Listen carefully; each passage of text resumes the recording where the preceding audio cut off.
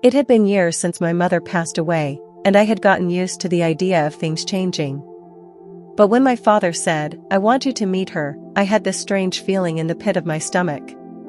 A feeling that something was about to change forever. And then she walked in. Claire.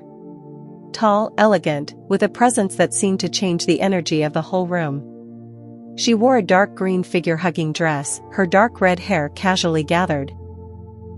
When our eyes met, it was as if the world around us stopped. Her voice was warm, but cautious. "Your father has told me so much about you." I stood up, shaking her hand, a smile glued to my face. As my father talked, Claire would occasionally ask about me. My work, hobbies, dreams. But each smile, each glance felt like it was more than just polite interest.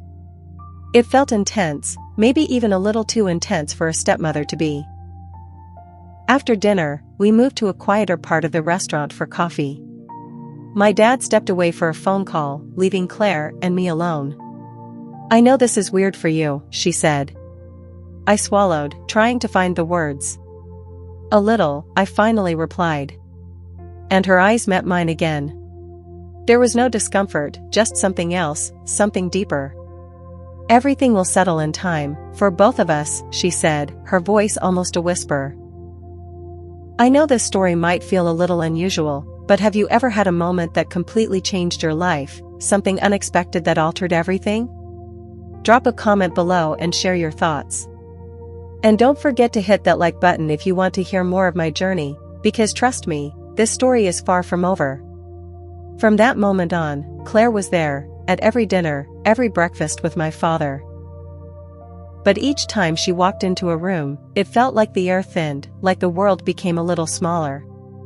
I tried to convince myself that I was just adjusting to a new woman in my life, that it was normal to feel strange after losing my mom. But deep down, I knew it was more than that. One night, my father was away on business, and Claire invited me over for dinner, just the two of us.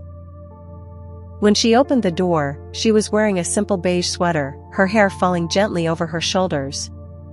A faint vanilla scent filled the air, and suddenly, I felt at home, yet uneasy. Over dinner, we talked about work, TV shows, vacation plans. But then, unexpectedly, the conversation shifted to my childhood. As we cleared the dishes, our hands brushed as we reached for the plate at the same time.